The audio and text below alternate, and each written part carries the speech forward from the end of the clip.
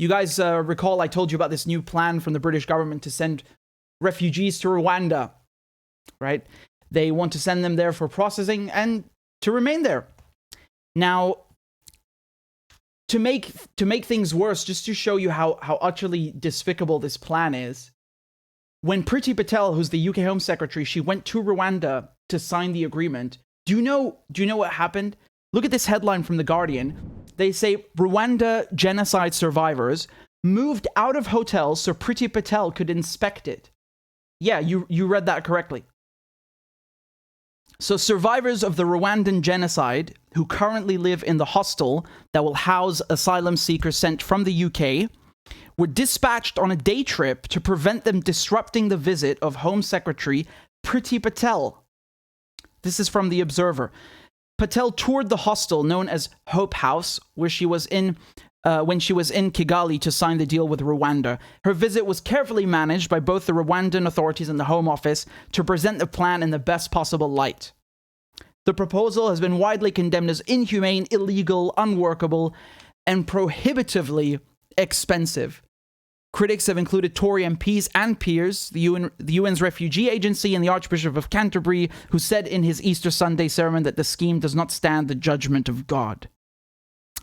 Now, the asylum seekers from the UK, they'll be housed at Hope House, which is this facility built to provide them accommodation, and they will... Sorry, just going back. So this Hope House, where the UK asylum seekers will be, was built for survivors of the Rwandan genocide. So between 150 and 190 young people that were orphaned in the genocide in 1994. Many of the survivors have now moved out, but those who remain have spent most of their lives in the hostel and have limited resources. On the day of Patel's visit, 22 residents were told by authorities they were being taken on a 56-mile round trip to the southern town of Bugesera, where they spent much of the day viewing genocide memorials. After returning to Kigali, they were taken to Parliament to see another memorial. They returned to Hope House after the British officials had gone. That's disgusting, honestly.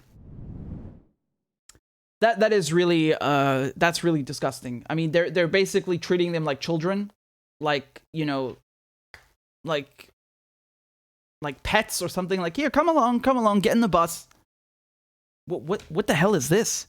Do you know how disgusting this is? This reminds me of the other heinous story that we covered a few days ago, where Germany is displacing Afghan refugees to make way for Ukrainians. So basically, if I understood correctly, they're going to displace Rwandan refugees, or I should say survivors of the Rwandan genocide, for refugees and asylum seekers coming in. At the very least, this treatment that they've done to kind of just like get them out of the way, like there's some sort of inconvenience. Like we don't want you seen by the Home Secretary. How, like, you're embarrassing. What kind of disgusting stuff is this? This is really, really something else. My goodness. So this is the place that they'll keep them in. I showed you a tiny video of it the other day. This is Hope House, right? This is the hostel.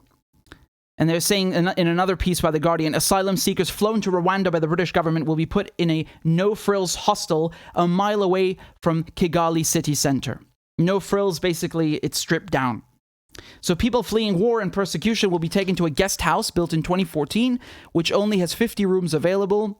Although there are plans to expand the facility, Hope Guest House, a privately owned hostel in the Gasabo district, is currently being used for tourist accommodation.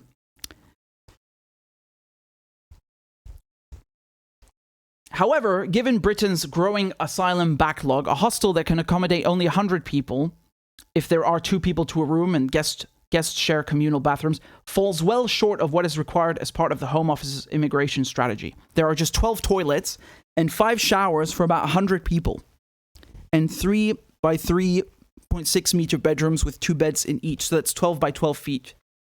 And they plan on building more accommodation blocks, eventually offering 150 rooms and able to sleep up to 300 people. But they haven't said how long this will take. I mean, honestly, I don't even know what to say about this, because they were giving us the latest figures. They said 28,000 people crossed the channel, the English channel, last year. And keep in mind, according to the BBC, most of them were given refugee status, so they are legitimate refugees. And how they come to the UK is irrelevant. That's not a requirement under the international law or the Refugee Convention. They don't have to stop in the first safe country either. My point is, though, you have thousands of people coming, and they're saying they only have space for 300. If they actually build the expanded accommodation, there's something fishy going on here. They are either woefully underprepared and lying about the feasibility of this plan, or they're just trying to get it through the door, and then they'll come up and say, oh, look, we got to spend all these hundreds of millions of pounds to build extra accommodation or build a camp over there. And this is how it goes, right? Because in Australia, they tried the same thing. They were bringing asylum seekers, and instead of keeping them in Australia, you know what they did? They went and put them on islands, like literally on islands. They put them in Papua New Guinea or on Nauru, which, again, I mean, just so you understand what I'm talking about, look how far Nauru is from Australia. It's literally in the middle of the Pacific Ocean. Look, it's in the middle of the Pacific Ocean. So they were bringing them from Australia and putting them there. And it's not funny, man, because I interviewed a bunch of people who were, you know, who went to Australia as refugees, and they were given refugee status, but they were housed for years in these offshore detention centers. And then they were brought into Australia in what was the medevac thing. So they were basically cooped up in a hotel in Melbourne, and they couldn't leave even during the pandemic. And my point is that they suffered greatly. They suffered physically and psychologically.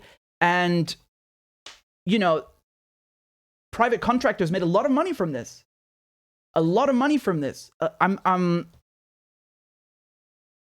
really don't think that you should underestimate how lucrative this business is, this idea of, you know, let's put people in offshore detention. This is from The Guardian. And look at what they said last year in 2021.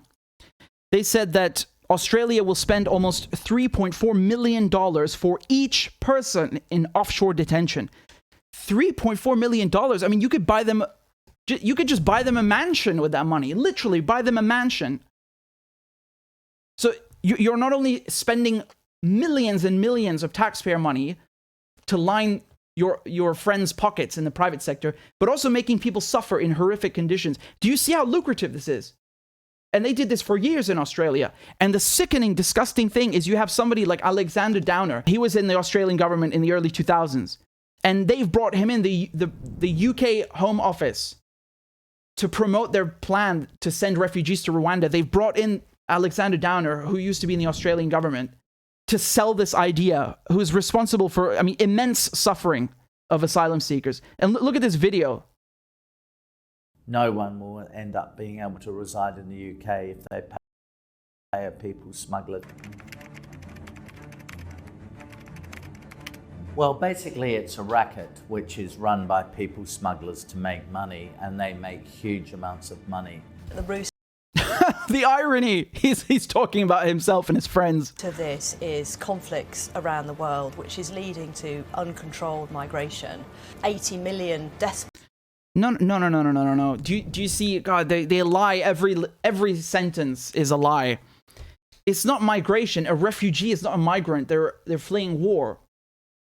But they don't want you to know that, especially when Australia and the UK and the US are the ones creating the refugees and starting the wars. So, you know, they have to paint it like, oh, it's just people searching for a better life, which that as well, I don't even know why that's a bad thing. Like, how dare you try to live a better life? How dare you? Wow.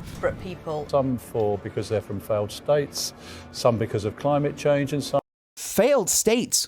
Wow. Imagine being a British official and saying, oh, these people are from failed states. Really, I wonder why they're failed states. Wouldn't have anything to do with the UK invading them or destabilizing their countries, would it? You pompous prick. Some are economic migrants. And that's when desperate people can be preyed upon by these evil criminal gangs who profit from human misery. And then, of course, when they arrive in Europe, they become vulnerable to being further trafficked or smuggled. When migration is safe and organised and regularised, it can be a huge contribution. We do have those safe and legal routes. Lie. That's a lie. That is a flat-out lie. It's a complete lie. There is no safe or legal route to come to the United Kingdom if you are an asylum seeker. You're seeking refuge. There's no route. the law says you must be on British soil in the United Kingdom to claim asylum. You have to come to the UK, and there is no safe and legal route. You cannot say, hey, I'm fleeing war. Can you please give me a temporary visa so I can come to British soil? I can fly there and then make an application. That doesn't exist. Many people have suggested that, and they won't implement it. They force refugees to come on boats and drown, and then they say, why aren't you coming through the safe and legal route? What safe and legal route? There isn't one, because you made sure there isn't one. And yet the law says you have to be on British soil. So it's like a catch-22. They're so disgusting. They're so disgusting. And then say that, oh, these gangs are preying on human misery. What? That's what you're doing. You're making money from housing people in camps in Australia, in the UK, sending them to Rwanda. Like, don't sit there and tell me that someone isn't going to make money from this. They are.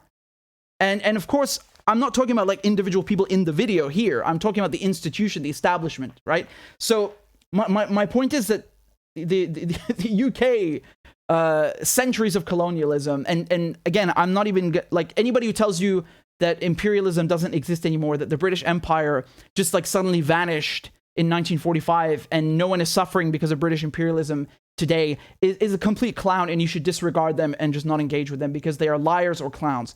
And the idea that, you know, economic migrants, they just happen to be fleeing their country and risking drowning for no reason because they want like a better salary or something. No.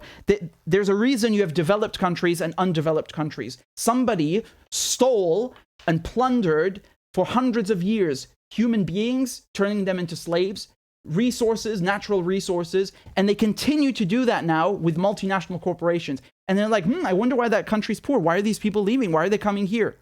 Like, as if they have nothing to do with it, right? Like, it happened in a vacuum. I loathe this dishonesty, this historical revisionism, this arrogance. Like, they stab you in the back and they say, oh, I guess you just fell on a blade. Like, it's nothing to do with it, right? Wow. And we're continuously expanding those. Well, I think we all acknowledge that the current asylum system is broken. If you can transmit a message to people smugglers, no one will end up being able to reside in the UK if they pay a people smuggler. It's really important. Again, that's not true. Look, man, if you are a refugee, it doesn't matter how you come to the UK. If you paid a people smuggler, again, I'm not endorsing that. I'm just trying to make it very clear what the Refugee Convention, what international law says. If you came to the UK by submarine or parachute or spaceship or a bicycle is irrelevant. Irrelevant.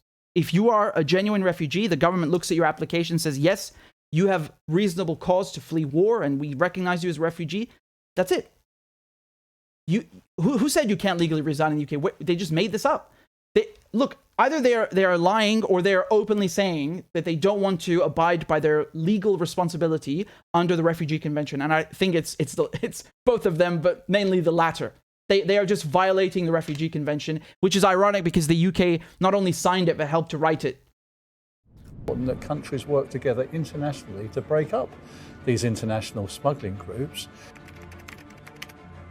So we have set out through our new plan for immigration and also through our Nationality and Borders Bill how we do intend to tackle it to make the system fairer and yet firmer so that we can protect the British people and the taxpayer, but also have a safe route for those people who we genuinely want to help because they are victims and they are refugees. It will ensure that access to the UK asylum system is based on genuine need and not just the ability to pay people smugglers. But you can only destroy their model by guaranteeing that people cannot get to the UK courtesy of a people smuggler. Otherwise, you can't destroy their model.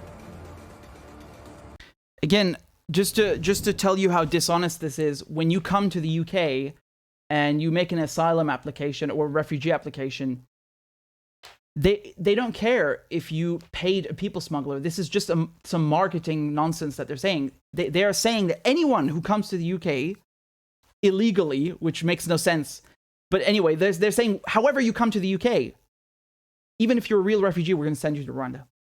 And you're going to be processed in Rwanda too, right? So am I being clear? It doesn't matter how you come to the UK. They're just using this as an excuse. it doesn't matter how you come to the UK, they're still going to send you to Rwanda, because the idea is that everybody who's under 40, who's a male, and comes illegally to the UK, which I mean, I don't understand what that even means, because when you seek asylum, that's a legal process. So it's like, how can that be illegal? It's literally a legal process. You're making a legal application. I don't understand what that means. It's just marketing nonsense. And they mentioned, you heard them mention the Nationality and Borders Bill, and this is really something. This is really something, because the Nationality and Borders Bill, I mean, I'm just going to tell you briefly, because I've covered this before and all the horrible legislation they're putting through in the UK. But one thing that they can do under the Nationality and Borders Bill, they can strip you of British citizenship, right? So anyone who's a British citizen, they can take away your citizenship without even telling you. Before, there was a requirement that they have to tell you. And now they're amending that to say that, well, if we're not able to contact this person, we don't have to tell them, and we can just take away their nationality, which is so abstract and vague. What does that mean? You weren't able to contact them. You rang them once and they didn't pick up. You sent them 50 letters. Like, what does that mean? How did you... There's no specification. It's just extremely vague. And, of course, it's very easy to say, oh, but they only do that for terrorists now. And everybody goes, great. Who likes terrorists, right? Yeah, it starts like that. And then it becomes, oh, we don't like this person for criticizing us. We don't like that particular journalist. He's a problem. He's giving us a headache, and so on and so on. That's how it always begins. And I want to show you from the United Nations their response to these proposed changes in the Nationality and Borders Bill and what they think of how it affects refugees. So again, this is 17th of March, okay? And the UN's top rights official urged the UK to reconsider proposed changes to its border policy. And they're talking specifically about the Nationality and Borders Bill, and they say that the UK government has to abide by international human rights law and the Refugee Convention. Because if they don't amend these proposals, this new law would penalize people who enter the UK by irregular means as if they were criminals, right? And again, the British government leave you no choice. You have to enter by irregular means. They don't give you any choice. And so any such development would contravene international law and standards and separate asylum seekers arriving in the UK into two tiers, violating the right of each person to an individual assessment of their own protection needs. So again, that's basically the idea. Is you're fleeing war, or I don't know, political, sexual, political persecution, or because of your sexual orientation. There are many reasons for, making an asylum application. It's not just war, but whatever the reason it is, they're basically going to be, separating people into two tiers and treating them like criminals just for daring to make an asylum application, as if people are, they have nothing better to do than to risk drowning and come all that way. I mean...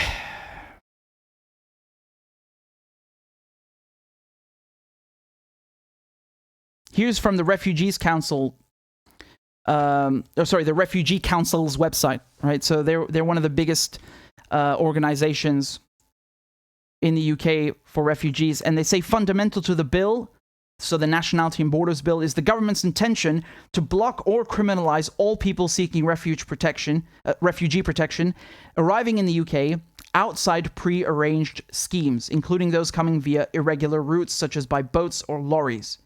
Those are often branded illegal by the government, despite the United Nations High Commissioner for Refugees having said this is at odds with people's rights under the UN Refugee Convention, and the High Court recently ruling the government was wrong to claim such journeys were illegal. So this is exactly what I was telling you. Not only is making an asylum application a legal process by definition, and so it cannot be illegal, but on top of that, the Refugee Convention itself takes into consideration, when it was written in 1951 and Britain signed it, it takes into consideration that refugees are fleeing really unstable situations. Of course they are going to come by irregular means. Like this idea that you can expect them to have, the right resources and the knowledge and I would even say the physical and mental strength to do everything regularly, whatever that means in this context, because they don't offer that, is stupid. And honestly, if the United Kingdom doesn't want to abide by the Refugee Convention, then why did it sign it and help author it? This is irresponsible. It's literally illegal, and it's in violation of international law. And I think it's very disgusting that you have this sort of like cheap video from the Home Office, where they're bringing in Australians who, again, I've covered those offshore detention centers and how horrible they are, to kind of market that like as if like those are the last people on earth that inspire any confidence and make me want to support this refugee this idea that we send refugees to Rwanda or criminalize them under the Nationality and Borders Bill. Like, you just confirmed that everything you're doing is exactly what I suspected, that it's going to be similar to what Australia did, and even worse, actually, because Australia, Australia was saying that for the processing part, where they're processing your application, they're going to keep you offshore, which is, again, it's very bad. But once you're processed and they see you're a real refugee, you can come to Australia. The British they're not even saying that. They're saying we don't want you at all, even if you are a real refugee, which is ridiculous because, again, as a signatory. And I want to show you just very quickly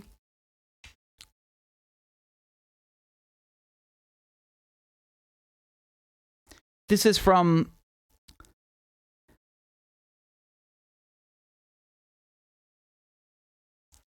Article 31 of the United Nations Refugee Convention in 1951. And you can see what they're saying here. Hold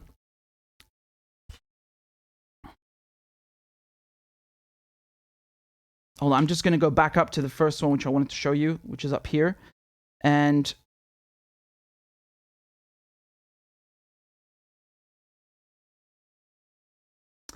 they say, it is always possible that some refugees will have justification for undocumented onward travel, such as threats or insecurity in the country of first refuge.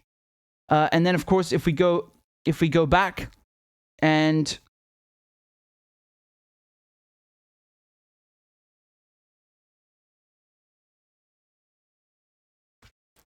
to this idea of irregular means of travel, right? Yeah, here, it is, again, Article 31 that's being highlighted here.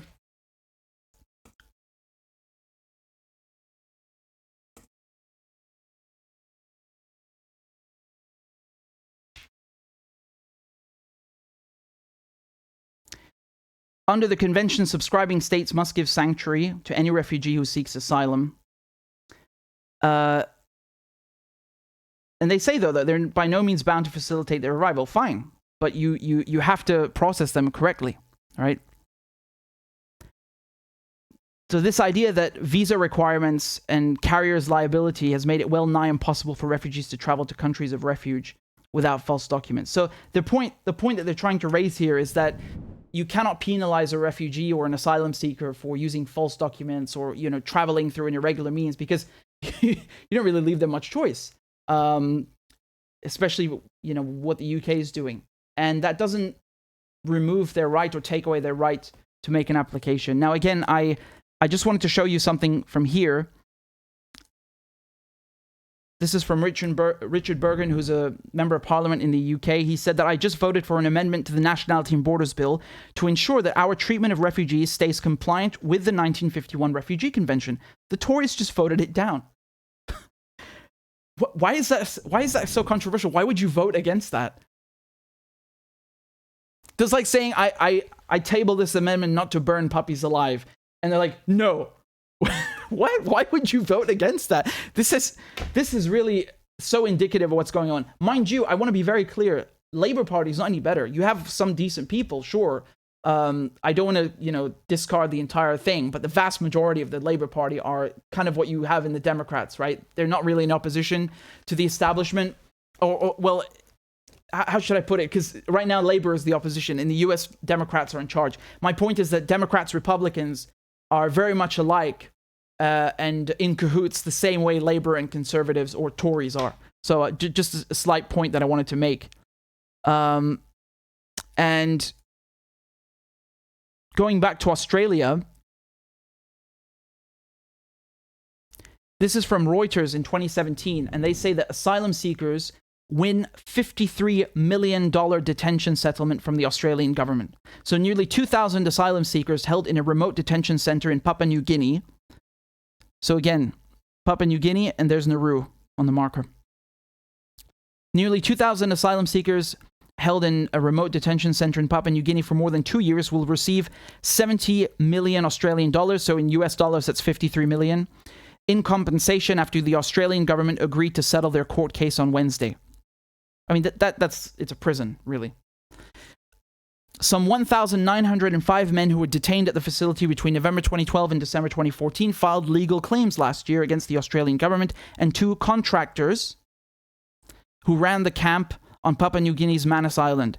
The camp is one of 2 Australian facilities for processing asylum seekers, and these have been criticized, of course, by the UN and rights groups because of their allegations of systemic abuse and harsh conditions. I've interviewed several people who were in these camps, and it's on the channel. But I've also heard other interviews where they were referring to children by numbers, like they don't even have a name. I mean, it's really astonishing and dehumanizing.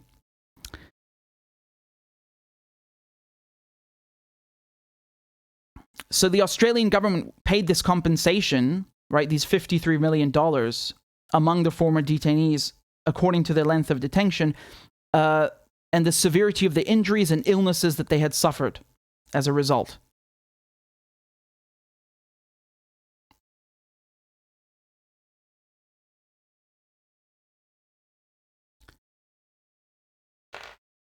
So honestly, my point here is that you can see that the system, this offshore detention system in Australia was so bad that, asylum seekers literally sued the Australian government and got paid compensation.